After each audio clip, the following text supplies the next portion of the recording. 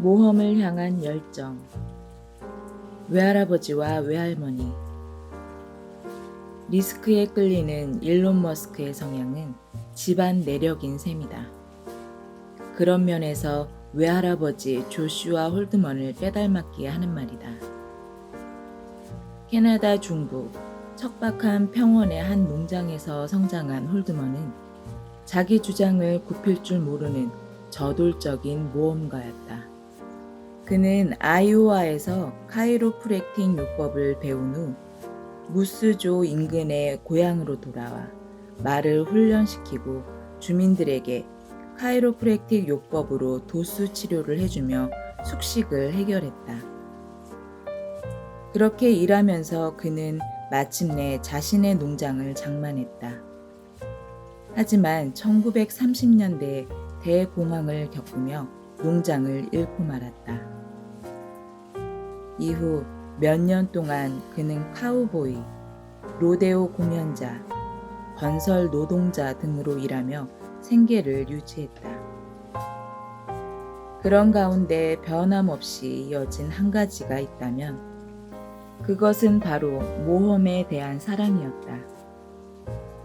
그는 결혼을 하고 이혼을 했으며 화물 열차를 타고 다니며 떠돌이 일꾼으로 생활하기도 했고 외항선을 타고 밀항을 하기도 했다. 농장을 잃은 것을 계기로 포퓰리즘에 대한 신념을 갖게 된 홀드먼은 사회신용당이라는 정치운동 조직에 들어가 활발히 활동했다. 당시 사회신용당은 시민들에게 현금처럼 쓸 수 있는 신용지폐를 무상으로 배포해야 한다고 주장하던 조직이었다. 그들의 운동은 반유대주의가 가미된 보수적 근본주의 성향을 띠고 있었다. 캐나다 사회신용당의 첫 번째 지도자는 통치 권력에 참여하는 유대인의 비율이 비정상적으로 높다는 것을 이유로 들며 문화적 이상이 왜곡되고 있다고 비난했다. 홀드먼은 얼마 후 캐나다 사회신용당의 전국위원회 의장 자리에 올랐다. 그는 또한 정부가 정치인이 아닌 기술 관료들에 의해 운영되어야 한다는 신념을 표방하던 테크노크라시라는 운동에도 참여했다. 이 운동은 당시 캐나다의 제2차 세계대전 참전의 반대를 표명하면서 일시적으로 불법화된 상태였다. 홀드먼은 해당 운동을 지지하는 신문 광고를 통해 정부의 금지령에 저항했다. 그러던 어느 시점에 그는 볼룸 댄스에 매료되었고 그렇게 춤을 배우러 다니다가 자신만큼이나 모험을 좋아하는 위니프레드 플래처라는 여성을 만났다. 그녀는 16살이 되면서 무스조의 타임스 헤럴드에 일자리를 구했지만 댄서 겸 영화배우가 되는 것이 꿈이었다. 그녀는 자신의 꿈을 위해 기차를 타고 시카고로 향했고 얼마 후 뉴욕으로 옮겼다. 무스조로 돌아온 위니프레드는 곧바로 댄스 학원을 차렸는데 바로 그곳에 홀드먼이 춤을 배우겠다고 등록한 것이다. 그가 그녀에게 밖에서 만나 저녁을 먹자고 청했을 때 그녀는 이렇게 답했다. 나는 우리 학원 회원하고는 데이트하지 않아요. 그러자 그는 학원을 그만두고 다시 그녀에게 데이트를 청했다. 몇 달 후에 그가 물었다. 우리 언제 결혼할까? 그녀가 답했다. 내일이요. 두 사람은 1948년에 쌍둥이 자매 메이와 케이를 낳았고 그 후로도 2명의 자녀를 더 두었다. 홀드먼의 성격을 분명하게 알 수 있는 에피소드를 하나 살펴보자. 차를 몰고 여행을 하던 그는 한 농장 옆을 지나다 단발 엔진 러스콤 비행기를 판매한다는 간판을 보았다. 수중에 그만한 돈이 없었던 그는 농장주를 설득해 자신의 차를 주고 비행기를 구입했다. 이 거래가 특히 충동적이었던 까닭은 홀드먼이 비행기를 조종하는 법을 모른다는 데 있다. 그는 그곳에서 파일럿을 고용해 집으로 날아왔고 그에게서 비행기 조정법까지 배웠다. 이후 그 가족은 나르는 홀드먼 가족으로 알려졌으며 그는 카이로프랙틱 업계의 전문지에 아마도 카이로프랙틱 요법사들의 비행 역사상 가장 주목할 만한 인물일 것이라고 소개되었다. 이는 정확한 설명일지 몰라도 다소 편협한 찬사가 아닐 수 없었다. 홀드먼 부부는 메이와 케이가 생후 3개월쯤 되던 무렵 좀 더 큰 벨랑카 단발 엔진 비행기를 장만했고 그 아기들은 나르는 쌍둥이로 통하게 되었다. 독특한 보수적 포퓰리즘의 견해를 가지고 있던 홀드먼은 캐나다 정부가 개인의 삶에 너무 많은 통제권을 행사하고 있으며 대외적으로는 약한 국가가 되었다고 믿게 되었다. 그래서 1950년 그는 여전히 백인 아파르트헤이트 정권이 통치하고 있던 남아공으로 이주하기로 결정했다. 그들은 벨랑카를 분해해 대형 상자들에 담은 다음 케이프타운으로 향하는 화물선에 올랐다. 홀드먼은 내륙 지방에서 살기를 원했기에 케이프타운에서 다시 대부분의 사람들이 아프리칸스어가 아닌 영어를 구사하는 요하네스버그를 향해 떠났다. 그러나 홀드먼은 요하네스버그와 인접한 도시인 프리토리아의 상공을 날아가면서 자카란다 나무들이 라벤더 빛깔의 꽃들로 풍성하게 뒤덮인 모습을 보고 이렇게 말했다. 여기가 우리가 정착할 곳이다. 조슈아와 위니프레드가 어렸을 때 위대한 파리니라고 알려진 윌리엄 헌트라는 사기꾼 쇼맨이 무스조에 와서 자신이 남아프리카의 칼라하리 사막을 횡단하던 중에 목격했다면서 고대의 잃어버린 도시에 대한 이야기를 들려준 적이 있었다. 그 이야기꾼이 외할아버지에게 사진을 보여주었는데 당연히 위조한 사진들이었을 텐데도 외할아버지는 그의 말을 철석같이 믿었죠. 잃어버린 도시를 다시 발견하는 것이 자신의 사명이라고 결심까지 했으니까요. 머스크의 말이다. 아프리카 생활을 시작한 홀드먼 부부는 그 전설의 도시를 찾아 매년 한 달씩 칼라하리 사막을 트레킹하곤 했다. 사냥을 해서 식량을 구하고 사자들의 공격을 막아내기 위해 총을 끼고 자면서 말이다. 홀드먼 가족은 가훈을 하나 채택했다. 위험하게 살되 조심하자. 그들은 노르웨이 등지로 장거리 비행을 다니기 시작했고 케이프타운에서 알제리의 수도 알제까지 12,000마일을 달리는 자동차 경주에 참가해 공동 1위에 오르기도 했으며 사상 최초로 아프리카에서 호주까지 단발 엔진 비행기로 날아가는 데 성공하기도 했다. 연료 탱크들을 추가하기 위해 비행기의 뒷좌석을 모두 제거해야 했대요. 라고 메이는 훗날 그에 대해 회상했다. 조슈아 홀드먼의 리스크 감수 성향은 결국 대가를 치르게 되었다.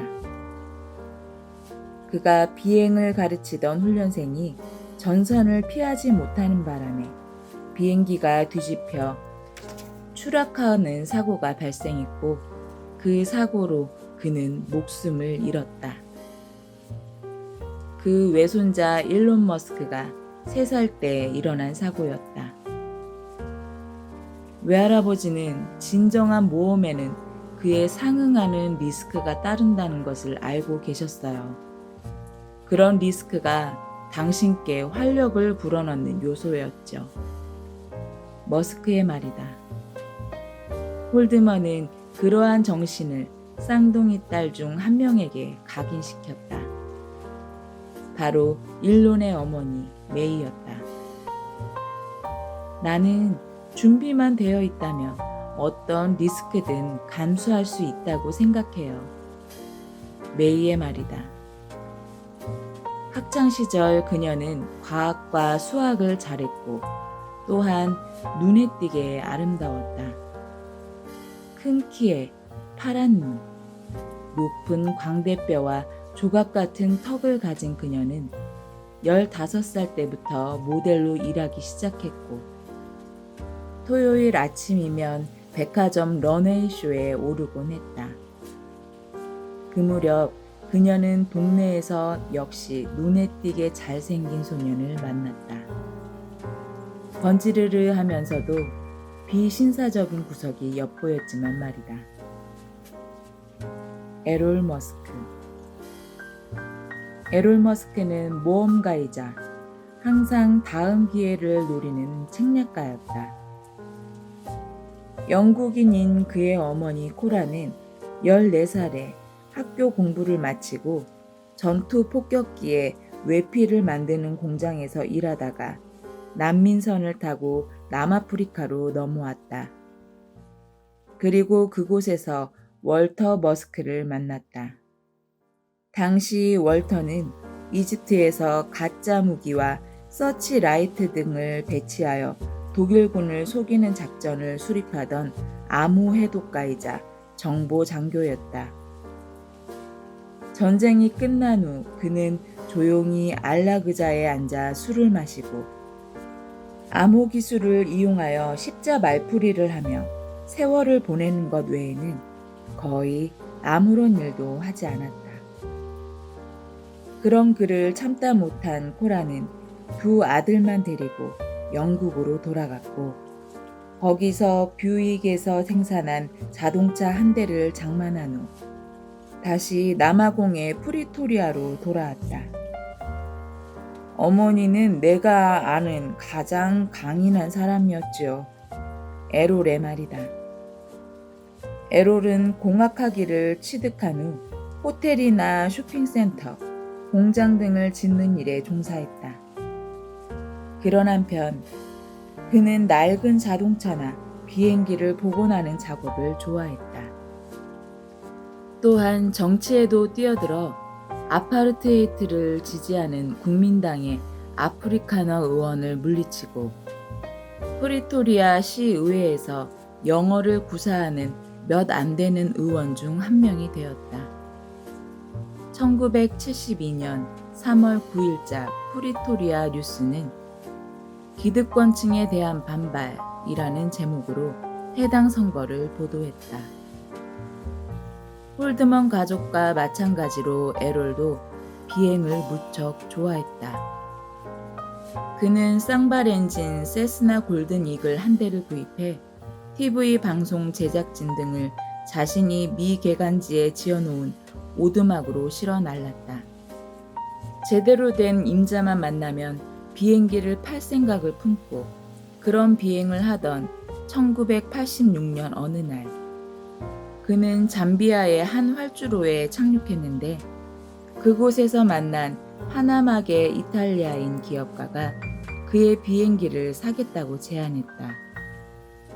그들이 합의한 거래 조건은 현금 대신 그 기업가가 잠비아에 소유한 3개의 작은 광산에서 채굴되는 에메랄드의 일부를 에롤에게 지급하는 것이었다. 당시 잠비아는 식민지에서 벗어나 흑인 정부가 들어서 있었지만 관료 제도가 제 기능을 못하는 상태였다. 따라서 그 광산은 정부에 등록된 사업체가 아니었다. 그런 사업을 정부기관에 등록하면 결국 빈털터리가 되고 말았죠. 권력을 장악한 흑인들이 다 뺏어가던 시절이었으니까요. 에롤의 설명이다.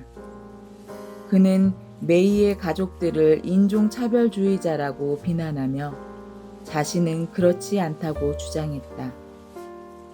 나는 흑인에 대해 어떤 반감도 갖고 있지 않아요. 그저 나와 다르다고 생각할 뿐이죠. 그가 전화로 두서없이 장광설을 늘어놓던 가운데 한 말이다. 에롤은 결코 그 광산의 소유 지분을 보유한 것이 아니었지만 에메랄드 원석을 수입해서 유하네스버그에서 가공하는 방향으로 사업을 확장했다. 훔친 원석 꾸러미를 들고 나를 찾아오는 사람들이 늘어났어요. 에롤의 설명이다. 나는 해외로 나가서 보석상들에게 에메랄드를 넘기곤 했죠. 마치 스파이처럼 은밀히 거래를 하곤 했어요. 합법적인 부분이 하나도 없었으니까요. 이 사업으로 그는 약 21만 달러의 수익을 얻었다. 하지만 1980년대에 러시아인들이 실험실에서 인조 에메랄드를 만들어내기 시작하면서 그의 사업은 무너졌고 그의 에메랄드 관련 수입은 모두 사라졌다. 결혼. 에롤 머스크와 메이 홀드먼은 10대 시절에 만나 데이트를 하기 시작했다. 그들의 관계는 시작부터 드라마 같은 일들의 연속이었다. 에롤은 메이에게 거듭 청혼했지만 그녀는 그를 신뢰하지 않았다. 에롤이 자신 몰래 바람 피운다는 사실을 알았을 때 메이는 너무도 낙심한 나머지 일주일 동안이나 먹지도 못하고 울기만 했다. 그렇게 일주일을 울면서 보내고 나니까 몸무게가 4.5kg이나 빠지더군요. 메이의 회상이다. 그렇게 빠진 체중은 그녀가 지역 미인대회에서 우승하는 데 도움이 되었다. 그녀는 상금으로 현금 150달러와 볼링장 10회 이용권, 그리고 미스 남아공 선발대회 결선 진출권을 획득했다. 대학을 졸업한 메이는 케이프타운으로 이사하여 영양에 대해 강연하는 일을 했다. 그때 에롤이 그녀를 찾아와 약혼 반지를 내밀며 청혼했다. 그는 결혼만 하면 자신의 생활 방식을 바꾸고 그녀에게 충실할 것이라고 맹세했다. 메이는 마침 한눈을 팔던 다른 남자친구와 막 헤어졌고 살도 많이 찐 상태였던 터라 결혼 상대를 영영 못 만나게 될지도 모른다는 걱정이 들었다. 그렇게 그녀는 그의 청혼을 받아들였다. 결혼식을 치른 그날 밤, 에롤과 메이는 비교적 저렴한 비행기에 올라 유럽으로 신혼여행을 떠났다. 프랑스에서 에롤은 플레이보이 몇 권을 샀다. 남아공에서는 판매가 금지된 잡지였다. 그는 작은 호텔 침대에 누워 그것들을 감상했고 그 모습을 본 메이는 화가 솟구치지 않을 수 없었다. 그렇게 시작된 둘의 싸움은 점점 더 격렬해졌다. 신혼여행을 마치고 프리토리아로 돌아온 메이는 결혼 생활을 끝낼 방법을 궁리하기 시작했다. 그러나 얼마 지나지 않아 입덧을 하기 시작했다. 니스에서 보낸 신혼여행 둘째 날 밤에 애가 생긴 것이었다. 그와의 결혼은 실수였음이 명백했어요. 메이의 회상이다. 하지만 이제 되돌리는 것도 불가능해졌죠. 트라우마. 외롭고 완강한 아이. 1971년 6월 28일 아침 7시 30분.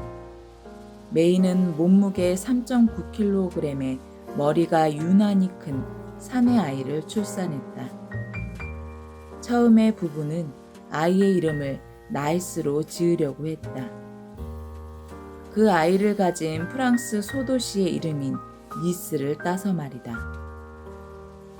그 아이가 나이스 머스크라는 이름으로 삶을 살아야 했다면 역사는 달라졌을지도 모른다.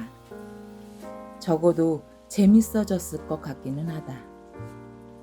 하지만 곧 에롤은 홀드먼 집안 사람들을 기쁘게 할 요량으로 아이의 외가 어른들 이름 중에서 하나를 고르는데 동의했다.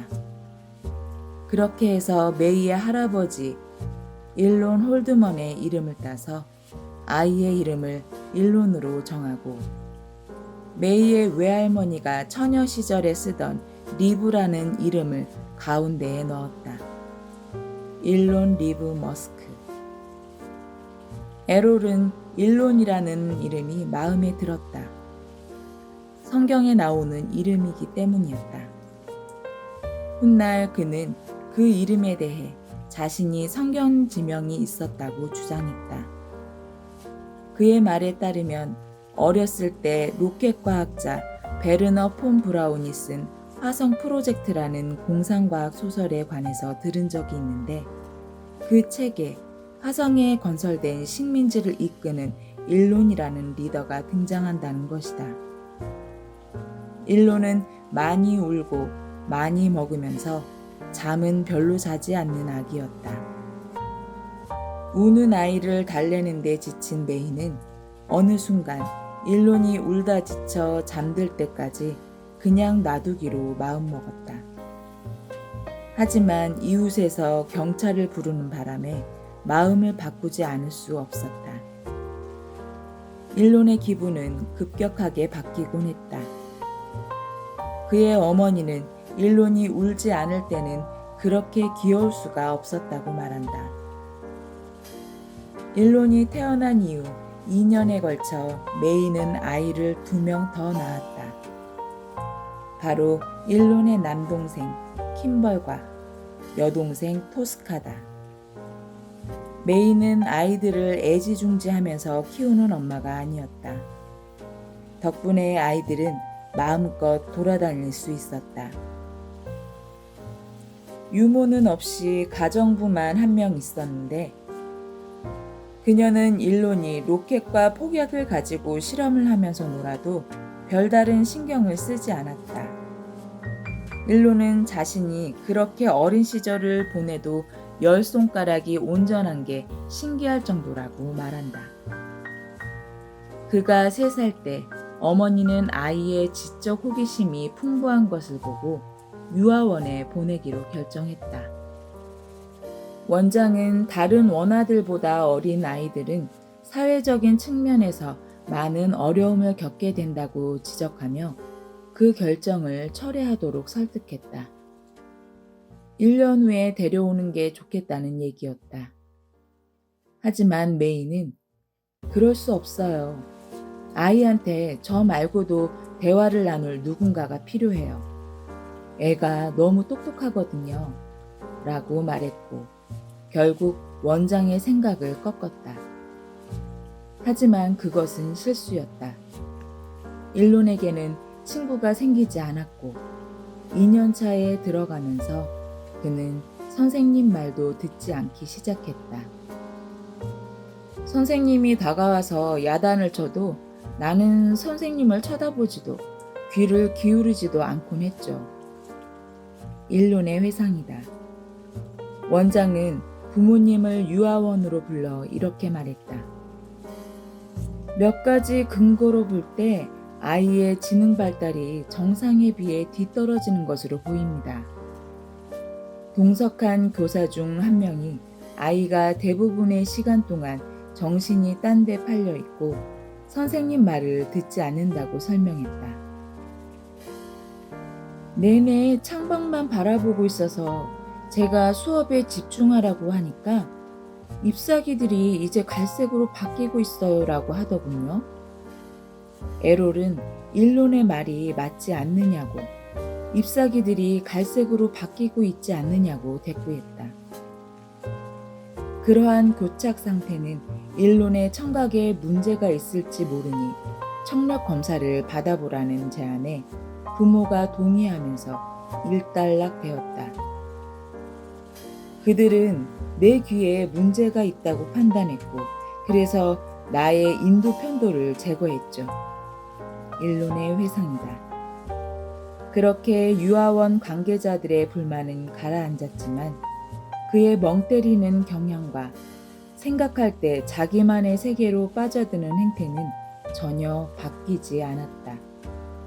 어렸을 때부터 무언가에 대해 열심히 생각하기 시작하면 나의 모든 감각 시스템이 차단되곤 했어요. 일론의 말이다. 다른 것이 보이지도 들리지도 느껴지지도 않아요. 뇌가 지금 생각하는 것과 관련해서만 돌아가기 때문에 새로운 정보가 들어설 틈이 없는 거죠. 다른 아이들은 그의 관심을 끌어보려고 그의 눈앞에서 팔짝팔짝 뛰거나 팔을 흔들어대곤 했다. 하지만 아무런 효과가 없었다. 일론이 그런 식으로 멍하니 있을 때에는 그냥 놔두는 것이 상책이에요. 라고 그의 어머니는 말한다. 일론은 자신이 바보라고 여기는 사람들에게 공손히 대하는 법이 없었고 그런 태도는 사람들과의 관계를 더욱 힘들게 만들었다. 그는 멍청이라는 말을 빈번히 입에 올렸다. 학교에 다니기 시작하면서 더 외롭고 우울해졌어요. 어머니는 말한다. 킴버리나 토스카는 입학 첫날부터 친구를 사귀고 집에 데려오곤 했는데 일론은 집에 친구를 데려온 적이 한 번도 없어요. 친구는 사귀고 싶은데 그 방법을 몰랐던 거예요. 결과적으로 그는 갈수록 외로워졌고 그로 인한 아픔이 그의 영혼에 각인되었다. 연애 문제로 마음이 어수선하던 2017년 일론은 롤링스톤지와의 인터뷰에서 이렇게 회상했다. 어린 시절에 내가 자주 입 밖으로 꺼내던 말이 있었어요. 결코 혼자 있고 싶지 않아. 이 말을 자주 했죠. 혼자 있고 싶지 않단 말이야.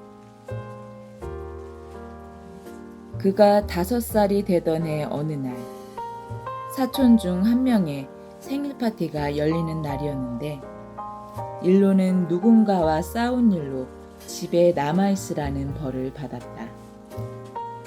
하지만 그는 매우 완강한 아이였고 그래서 혼자서 걸어서 사촌의 집까지 가겠다고 마음먹었다. 사촌의 집은 프리토리아의 반대편에 있어서 좋기 2시간은 걸어가야 했고 게다가 일론은 너무 어려서 도로 표지판도 읽을 줄 몰랐다. 차를 타고 가본 적이 있어서 어떻게 생긴 길을 따라가면 되는지는 대충 알고 있었어요.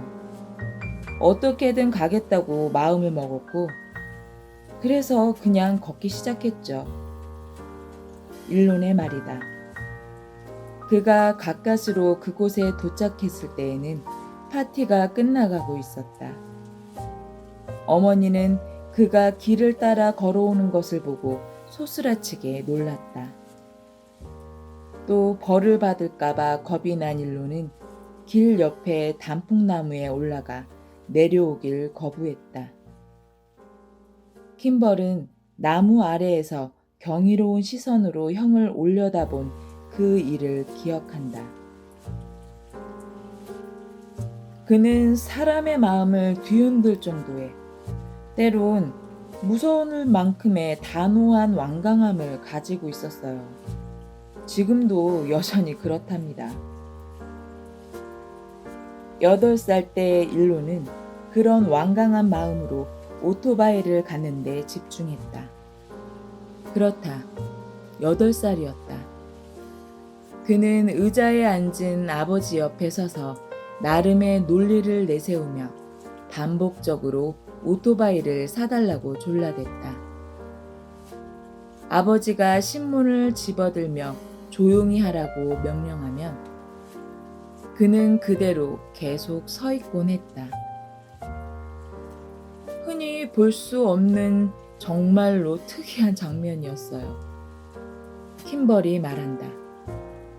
형은 조용히 거기 서 있다가 자신의 주장을 늘어놓고 그러다 또 아버지가 한마디 하면 입을 다물었어요. 이 장면은 수주에 걸쳐 매일 저녁 펼쳐졌다. 아버지는 결국 두 손 들고 일론에게 푸른색과 금색이 어우러진 50cc 야마하 오토바이 한 대를 사주었다. 일론은 또한 다른 사람들이 무엇을 하고 있는지 신경 쓰지 않고 혼자서 멍하니 돌아다니는 경향이 있었다.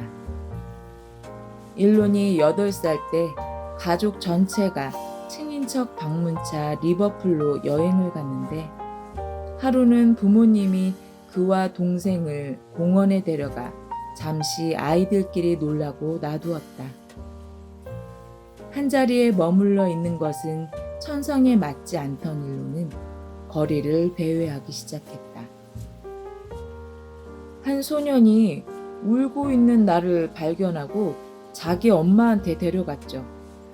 그분은 내게 우유와 비스켓을 준 다음에 경찰을 불렀어요. 일론의 회상이다. 경찰에서 부모를 다시 만났을 때 그는 무언가 잘못된 상황이라는 것을 인식하지 못했다. 그 나이에 나와 동생만 공원에 놔둔 것 자체가 미친 짓이었죠. 그가 말한다. 요즘 부모들은 과잉보호가 문제라고 하지만 우리 부모님은 그런 것과는 거리가 멀어도 한참 멀었죠. 그러고 적잖은 시간이 흐른 후 나는 솔라루프 설치 현장에서 머스크를 만난 적이 있다. 그는 X라는 이름의 2살배기 아들을 데리고 나왔다. 밤 10시에 가까운 시간이었고 2개의 스포트라이트가 비추는 가운데 지게차와 기타 이동 장비들이 큰 그림자를 드리우며 움직이고 있었다. 머스크는 혼자 알아서 놀라는 듯이 X를 바닥에 내려놓았고 그러자 아이는 주저없이 여기저기를 기웃거리기 시작했다. X가 전선과 케이블 사이를 오가며 요리저리 살피는 동안 머스크는 간간히 눈길을 던질 뿐 말리지 않았다. 마침내 X는 스포트라이트에 기어오르기 시작했고 그러자 머스크가 다가가 그를 들어안았다. 아이는 제지당한 것이 불만인 듯 몸을 꿈틀거리며 꽥 소리를 질렀다. 머스크는 나중에 자신이 아스퍼거 증후군을 앓고 있다고 밝히고 심지어 농담까지 하곤 했다. 아스퍼거 증후군은 자폐 스펙트럼 장애의 한 형태에 대한 일반적인 명칭으로 사회성과 인간관계, 정서적 연결, 자기 조절 능력 등에 영향을 미칠 수 있다. 어렸을 때 실제로 그런 진단을 받은 적은 한 번도 없었거든요. 어머니의 말이다. 하지만 본인이 그렇다고 하니 그 말이 맞겠죠. 그의 그런 상태는 어린 시절의 트라우마로 악화되었다. 그의 절친한 친구 안토니오 그라시아스에 따르면 성인이 된 이후에도 그는 괴롭힘을 당하거나 위협을 받는다고 느낄 때면 어린 시절에 얻은 외상 후 스트레스 장애가 뇌에서 감정을 조절하는 부분인 변형계를 완전히 장악해버렸다. 그 결과 그는 사회적 신호를 잘 포착하지 못했다. 나는 사람들이 무언가를 말하면 액면 그대로 받아들이곤 했어요. 그의 말이다. 사람들이 말하는 내용이 항상 진심은 아니라는 것을 오로지 독서를 통해 배웠어요. 그는 공학, 물리학, 코딩과 같은 보다 정확한 주제를 선호했다. 모든 심리적 특성이 그렇듯이 머스크의 특성 역시 복합적이고 개별화되어 있었다. 그는 특히 자녀와 관련해서는 매우 따뜻해질 수 있었고 혼자 있게 되면 불안감을 심하게 느꼈다. 그러나 그에게는 일상적인 친절이나 따뜻함, 사랑받고 싶은 욕구를 만들어내는 감정 수용기가 없었다. 그는 공감 능력을 타고나지 못했다. 덜 전문적인 용어로 표현하자면 그는 개자식처럼 굴 수도 있었다. 부모의 이혼. 메이와 에롤 부부가 다른 세 커플과 함께 옥토버 페스트에 참가해 맥주를 마시며 즐거운 시간을 보내던 어느 저녁, 다른 테이블에 앉은 한 사내가 메이를 향해 휘파람을 불며 섹시하다고 외쳤다. 에롤은 몹시 화를 냈지만 그 사내를 향해서가 아니었다. 메이의 기억에 따르면 에롤이 그녀에게 달려들어 때리려고 하는 바람에 친구가 그를 제지해야 했다. 메이는 친정 어머니 집으로 피신했다. 갈수록 더 미쳐가고 있었죠. 메이가 훗날 한 얘기다. 애들이 보는 앞에서도 나를 때리곤 했어요. 5살이던 일로는 아빠를 말린답시고 뒷다리를 때리곤 했죠. 에롤은 그런 비난에 대해 완전한 헛소리라고 한다. 그는 자신이 메이를 사랑했으며 수년 동안 그녀의 마음을 되돌리기 위해 노력했다고 주장한다. 나는 평생에 걸쳐 여자에게 손찌검을 한 적이 없어요. 내가 데리고 산 여자들 중에 나에게 맞은 사람은 확실히 없었다고요. 그는 말한다. 남자가 자신을 학대했다면서 울고 거짓말하는 것은 여자의 무기 중 하나죠. 남자의 무기는 여자가 좋아하는 것을 사주고 수표를 끊어주는 것이고요. 옥토버 페스트에서 실랑이가 벌어진 다음 날, 에롤은 메이의 친정으로 찾아와 사과하고 집에 돌아가자고 했다. 다시 한번 손만 대보게. 위니프레드 홀드먼이 말했다. 만약 또 그러면 메이는 이혼하고 나와 함께 살 걸세. 메이는 그 이후로 그가 다시 손찌검하는 일은 없었지만 언어폭력은 계속되었다고 말한다. 그가 종종 그녀에게 지루하고 멍청하고 추하다라고 했다는 것이다. 둘의 결혼 생활은 결코 회복되지 않았다. 에롤은 나중에 그것이 자신의 잘못이었음을 인정했다. 아내가 무척 예뻤지만 늘 더 예쁘고 더 젊은 여자들이 눈에 띄는 걸 어쩝니까? 그가 말했다.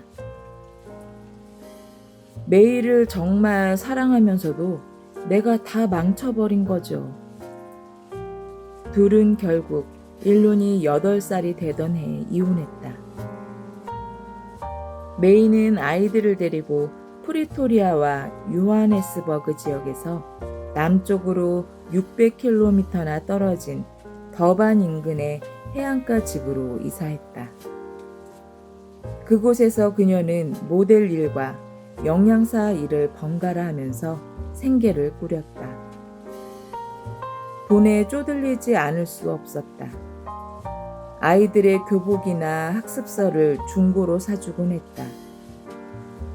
때로 아이들은 주말이나 연휴를 이용해 기차를 타고 아버지를 보러 프리토리아에 갔다. 아이들을 돌려보낼 때 애들 가방이나 옷 같은 것 하나 안겨서 보내는 적이 없었어요. 그래서 매번 내가 애들 새 옷을 사줘야 했죠. 메이의 말이다. 그는 내가 결국 자기한테 돌아올 거라고 말했죠. 가난에 찌들고 애들을 먹이지도 못하게 돼서 말이에요. 메이는 종종 모델일이나 영양 관련 강연으로 인해 아이들만 집에 남겨둔 채 출장을 가야 했다. 그렇게 일하는 것에 대해 죄책감 같은 건 느끼지 않았어요. 다른 방법이 없었으니까요. 그녀가 말한다. 내 아이들은 스스로 자신을 돌봐야 했죠. 그러한 자유는 아이들에게 자립심을 길러주었다. 아이들이 어떤 문제에 부딪히기라도 하면 그녀는 상투적으로 대응하곤 했다. 스스로 해결책을 찾아보렴. 킴벌은 이렇게 말한다. 엄마는 다정하거나 포근한 것과 거리가 멀었고 늘 일만 했어요. 하지만 그것이 우리에겐 선물이나 다름없었죠. 일로는 올빼미형 인간으로 발전해서 새벽까지 밤새워 책을 읽기 일쑤였다. 그는 아침 6시에 어머니 방에 불이 들어오는 게 보이면 침대로 기어들어가 잠을 자곤 했다. 당연히 어머니는 학교 가라고 일론을 깨우는데 애를 먹곤 했다. 어머니가 집을 비운 날에는 종종 오전 10시가 지나서 수업에 들어가기도 했다. 학교로부터 수차례 전화를 받은 후 에롤은 양육권 소송을 제기했고 그에 따라 일론의 선생님들과 메이의 모델 에이전트 그리고 이웃들에게 법원의 소환장이 발부되었다. 그리고 재판이 열리기 직전에 소를 취하했다. 양육권 소송을 제기했다가 취하하는 그의 이런 행태는 이후 몇 년 터울로 수차례 반복되었다. 토스카는 이 일을 떠올리며 눈물을 흘리기 시작했다. 엄마가 소파에 앉아 흐느끼던 모습이 기억나요. 나는 어떻게 해야 할지 몰랐고요. 내가 할 수 있었던 것은 그저 엄마를 안아주는 것뿐이었죠. 메이와 에롤은 각기 가정의 행복보다는 극적인 강렬함에 이끌렸다. 그리고 그런 특성은 아이들에게도 이어졌다. 이혼 후 메이는 다른 폭력적인 남자와 데이트하기 시작했다. 아이들은 그를 몹시 싫어해서 때때로 그의 담배에 작은 폭약을 심어 놓곤 했다. 불을 붙이면 터지라고 말이다. 그 남자는 메이에게 청혼하자마자 다른 여자를 임신시켰다. 내 친구였어요. 함께 모델 일을 했었던 친구. 메이의 말이다. 아버지의 집으로. 이사. 10살 때 머스크는 나중에 후회하게 되는 운명적인 결정을 내린다. 아버지 집으로 들어가 함께 살기로 한 것이다. 그는 혼자서 위험한 야간 열차에 올라 더반에서 요하네스버그까지 갔다. 역에서 자신을 기다리고 있는 아버지를 발견하자 일로는 기뻐서 태양처럼 환하게 빛나기 시작했다. 에롤의 표현이다. 안녕 아빠, 햄버거 먹자. 그는 소리쳤다. 그날 밤 그는 아버지의 침대에 기어들어가 잠을 잤다. 일로는 왜 아버지와 함께 살기로 결정한 걸까? 내가 이유를 물었을 때 그는 한숨을 내쉰 후 1분 가까이 아무 말도 하지 않았다. 아버지가 너무 외로워 보여서 내가 함께 있어줘야 한다고 느꼈어요. 마침내 그가 대답했다. 아버지가 내게 심리적 속임수를 쓴 거죠. 또한 그는 나나라는 애칭으로 불리던 할머니, 즉 에롤의 어머니인 코라를 무척 좋아했다. 코라는 아이 셋이 모두 어머니와 살면서 아버지를 혼자 살게 하는 것은 불공평한 일이라고 일론을 설득했다. 어떤 면에서 그의 결정은 그다지 이상할 게 없었다. 일론은 10살이 되었는데도 여전히 사람들과 어울리는데 서툴렀고 친구가 전혀 없었다. 어머니는 아이들에 대한 애정이 넘쳤지만 과로에 시달렸고 주의가 산만하여 여러모로 연약했다. 대조적으로 아버지는 거만하고 당당하며 큰 손과 압도적인 존재감을 뽐내는 덩치 큰 남자였다. 그가 하는 사업은 기복이 있었지만 그 당시에는 돈벌이가 잘 돼서 기세가 등등했다. 금세 컨버터블 롤스로이스 코니시를 굴릴 정도였는데 그보다 더 중요한 것은 백과사전 2세트와 많은 책, 다양한 엔지니어링 도구를 가지고 있다는 것이었다. 이런 몇 가지 이유 때문에 어린 소년 일로는 아버지와 함께 살기로 결정했다. 정말 잘못된 생각으로 판명되었죠. 그는 말한다. 아버지가 얼마나 끔찍한 사람인지 아직 몰랐던 거예요. 4년 후 킴벌이 그의 뒤를 따라 아버지에게 왔다. 형 혼자 아버지와 함께 살게 두고 싶지 않았어요. 킴벌의 말이다. 아버지는 형에게 죄책감을 심어주며 자기와 함께 살게 했는데 그러고 나서 내게도 죄책감을 느끼게 만들었죠. 왜 일로는 고통을 주는 사람과 함께 살기로 한 걸까요? 40년이 지난 시점에 메이 머스크가 던진 의문이다. 그는 왜 행복한 가정을 선호하지 않았을까요? 그런 다음 그녀는 잠시 가만히 생각에 잠겼다. 어쩌면 그게 바로 일론의 성향인지도 모르죠.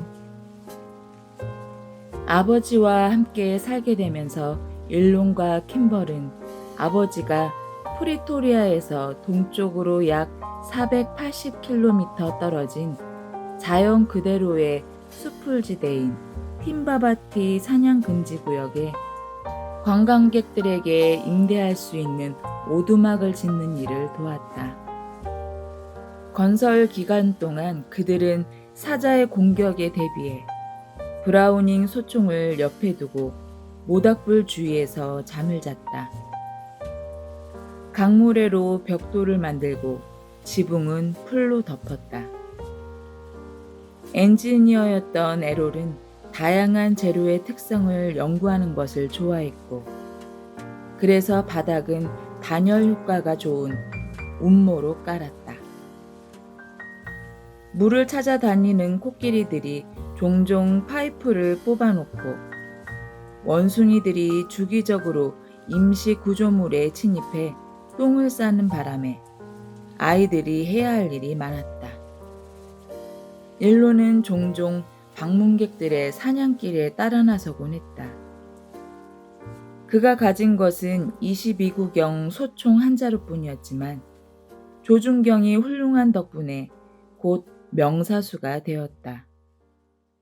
심지어 상품으로 걸린 위스키 한 상자를 받기엔 너무 어린 나이였음에도 지역의 스케이트 사격 대회에서 우승을 했다. 일론이 9살 때 아버지는 세 남매 모두를 데리고 미국으로 여행을 떠났다. 그들은 렌터카를 빌려 뉴욕을 둘러보고 중서부를 거쳐 플로리다로 내려갔다. 일론은 다른 무엇보다도 모텔의 로비마다 구비된 동전 주입식 비디오 게임에 빠져들었다. 그때까지 경험한 것 중 무엇과도 비교할 수 없을 만큼 흥미로운 놀이였어요. 그는 말했다. 남아공에는 아직 그런 것이 없었으니까요. 여행하는 동안 에롤은 사치스러움과 검소함을 동시에 보여주었다. 차는 고급 썬더버드를 빌렸지만 숙소는 저렴한 여관들만 골랐다. 올랜도에 도착했을 때 아버지는 디즈니월드에 가자는 우리의 부탁을 거절했어요. 너무 비싸다는 게 이유였죠. 머스크의 회상이다. 대신 워터파크에 갔던 것 같아요. 종종 그랬듯이 에롤은 다른 이야기를 풀어놓는다. 디즈니월드에도 갔고 식스 플래그스 오버 조지아에도 갔으며 디즈니월드에서 일론이 특히 유령의 집을 좋아했다는 것이다. 나는 여행 내내 아이들에게 강조해서 이야기했어요. 미국이야말로 언젠가 너희들이 와서 살게 될 곳이야 라고 말이에요. 2년 후 그는 세 자녀를 홍콩에 데려갔다. 당시 아버지가 하던 일은 합법적인 사업과 보따리 장사 같은 것이 뒤섞여 있었어요. 머스크의 회상이다. 그는 우리를 꽤 지저분한 호텔에 남겨두고 $50 정도만 쥐어준 채 어딜 가서 무슨 일을 보는 건지 이틀 동안 보이지 않았어요. 그들은 호텔에서 TV로 사무라이 영화와 만화를 보면서 시간을 보냈다. 일론과 킴벌은 토스카를 남겨둔 채 거리로 나와 돌아다니다가 무료로 비디오 게임을 할 수 있는 전자제품 매장에 들어가 놀기도 했다. 요즘에는 누가 그런 식으로 애들을 방치하면 아동보호국 같은 데 신고하겠죠. 하지만 그 시절 우리에게는 그저 경이로운 경험이었을 뿐이에요. 라고 머스크는 말한다. 사촌들과의 동맹. 일론과 킴벌이 프리토리아 교회에서 아버지와 함께 살기 시작하자 메이는 가족이 보다 가깝게 지낼 수 있도록 가까운 요하네스버그로 이사했다. 금요일이면 그녀는 아이들을 데리러 에롤의 집으로 차를 몰고 갔다. 그런 다음 그들은 불굴의 할머니 위니프레드 홀드먼의 집으로 향했다. 할머니는 대개 손주들을 위해 닭고기 스튜를 준비했는데 아이들은 그것을 죽도록 먹기 싫어해서 결국 메이가 나중에 아이들을 따로 피자집에 데려가곤 했다. 일론과 킴벌은 그런 주말이면 보통 할머니네 옆집에서 밤을 보냈다. 메이의 쌍둥이 자매 케이 리브가 세 아들과 함께 사는 집이었다. 사촌지간인 5명의 소년들, 즉 일론과 킴벌, 그리고 피터와 린든과 러스는 모두 모험심이 강하고 때때로 다투기도 잘하는 한 무리의 숫사슴 같았다. 케이 이모보다는 어머니인 메이가 아이들을 덜 단속하며 비교적 자유롭게 놔두는 편이라 아이들은 모험을 계획할 때면 메이와 공모하곤 했다. 우리가 요하네스버그에서 열리는 콘서트 같은 행사에 가고 싶다면 엄마가 이모한테 저녁에 애들을 교회 캠프에 데려가겠다고 말해주는 시기였죠. 킴벌의 설명이다. 그러면 엄마가 우리를 태워 기차역에 내려주었고 우리는 신나게 장난치러 가곤 했죠. 그런 여행은 위험할 수도 있었다. 한 번은 기차가 멈추었는데 엄청난 싸움이 벌어지고 있었어요. 한 남자가 칼에 머리를 찔리는 모습이 우리 눈에 들어왔죠. 사촌 피터가 당시의 상황을 설명했다. 우리는 열차 안에서 몸을 웅크리고 숨었어요. 그러자 문이 닫히고 열차가 움직이기 시작했어요. 때로는 깽단이 경쟁 조직원을 찾으러 기차에 올라타서는 기관총을 갈기며 객실을 휘저어 놓기도 했다. 일부 콘서트는 반 아파르트헤이트 시위였다. 1985년 10만 명이 운집한 요하네스버그 콘서트가 그런 경우였다. 어디서든 걸핏하면 싸움이 벌어졌다. 우리는 점차 폭력으로부터 도망치려고 하지 않게 되었어요. 폭력을 이겨내고 살아남으려 했죠. 라고 킴벌은 말한다. 폭력은 우리에게 두려워하면 안 된다는 것뿐만 아니라 미친 짓을 하면 안 된다는 것도 가르쳐줬어요. 일로는 가장 두려움이 없는 아이라는 평판을 얻었다.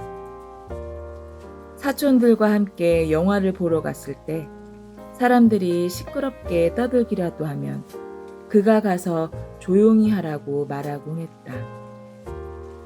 자신보다 훨씬 덩치가 큰 사람들 앞에서도 마찬가지였다.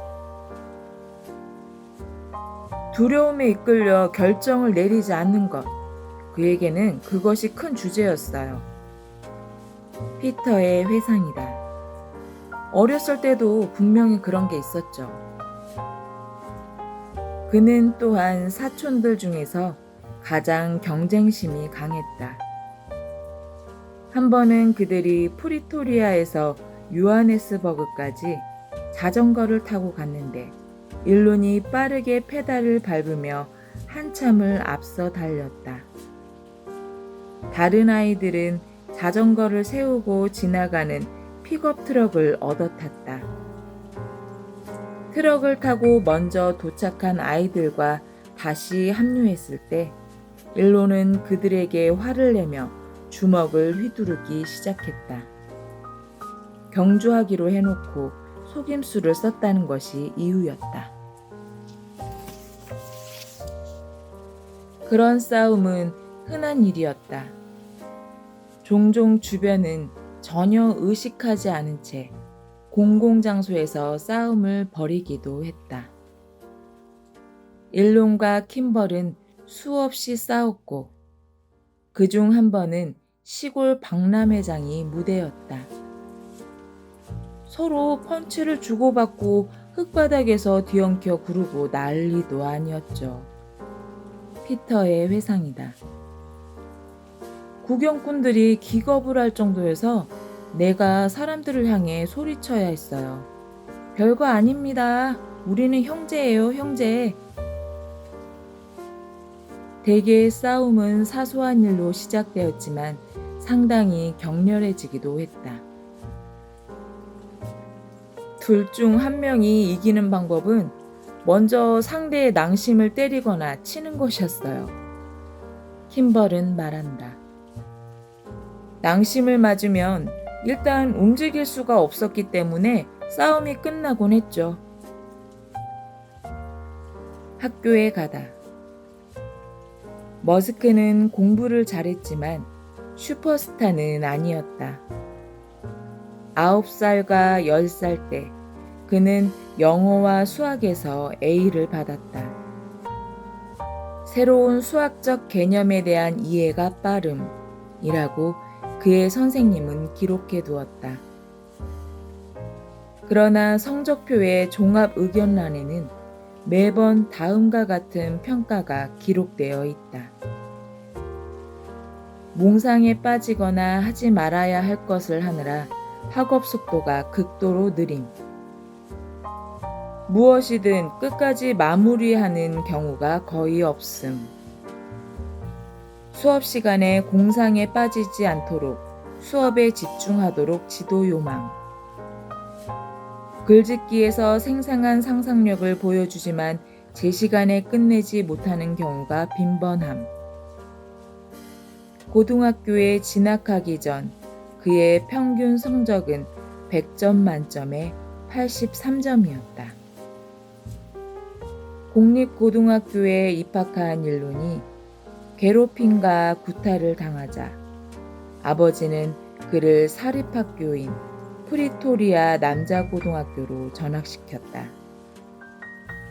영국 모델을 기반으로 엄격한 학칙을 시행하고 체벌을 허용하며 채플과 교복 등을 강제하는 학교였다.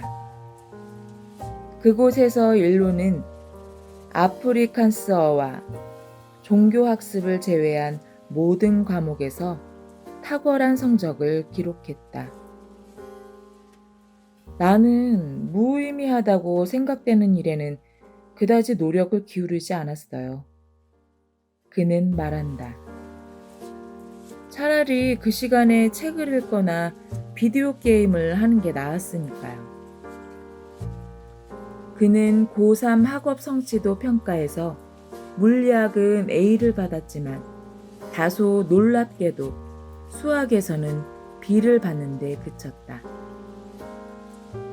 여가 시간에는 작은 로켓을 만들고 수영장 소독 염소와 브레이크 용액을 섞은 것과 같은 다양한 혼합물로 추진력을 알아보기 위해 실험하는 것을 좋아했다. 또한 마술과 최면술도 배웠는데 한 번은 토스카에게 최면을 걸어 스스로 개라고 믿고 날 베이컨을 먹게 만들기도 했다. 훗날 미국에 와서도 그랬듯이 그 사촌들은 그 시절부터 다양한 사업 아이디어를 추구했다. 어느 부활절 그들은 초콜릿 달걀을 만들어 호일에 싼 다음 집집마다 돌아다니며 팔았다. 킴벌은 기발한 상수를 생각해냈다. 가게에서 파는 부활절 달걀보다 싸게 팔지 말고 가격을 좀 더 올리자는 것이었다. 사람들이 가격 때문에 망설이면 단순히 부활절 달걀을 사는 데서 그치는 게 아니라 미래의 자본가들을 후원하는 것이라고 말씀드렸죠. 킴벌의 설명이다. 독서는 일론에게 심리적 안식처가 되었다. 때때로 그는 오후부터 밤늦은 시간까지 9시간 내내 독서에 몰두하기도 했다. 가족 전체가 누군가의 집에 저녁 초대를 받기라도 하면 일론은 그 집의 서재에 틀어박혀 있곤 했다. 시내에 나간 날에는 거리를 배회하다 결국에는 서점에 들어가서 바닥에 앉아 자기만의 세계로 빠져들곤 했다. 그는 만화책도 깊이 탐닉했다. 하나의 목적에 매진하는 슈퍼 히어로들의 열정이 특히 그를 매료시켰다. 다들 항상 세계를 구하려고 하잖아요. 생각해보면 속바지를 겉에 입거나 몸에 딱 붙는 철제 수트를 입는 게 이상하지만 어쨌든 세상을 구하려고 애쓰잖아요. 일론의 말이다. 일론은 아버지 집에 있는 백과사전 2세트를 모두 읽었다. 그를 맹목적으로 사랑하는 어머니와 여동생이 보기에는 천재 소년이 따로 없었다. 하지만 다른 아이들이 보기엔 짜증나는 괴짜일 뿐이었다. 한 번은 사촌 중 한 명이 이렇게 외쳤다. 와, 저 달 좀 봐. 100만 마일은 떨어져 있는 것 같아. 그러자 일론이 대꾸했다. 아니야, 약 23만 9천 마일 떨어져 있어. 궤도에 따라 조금씩 차이가 있지만. 그가 아버지의 사무실에서 발견한 책 중 한 권은 미래에 이루어질 위대한 발명에 대한 내용을 담고 있었다. 학교에서 돌아오면 곧바로 아버지 사무실에 딸린 겹방에 들어가 그 책을 반복해서 읽곤 했죠. 일론의 말이다. 책에 소개된 아이디어 중에는 이온 추진기로 발사되는 로켓이 있었는데 가스 대신 입자를 사용해 추력을 얻는 방식이었다. 어느 늦은 밤, 텍사스 남부에 있는 로켓 기지의 제어실에서 머스크는 진공 상태에서 이온 추진기가 어떻게 작동하는지를 포함하여 그 책에 대해 내게 자세히 설명했다.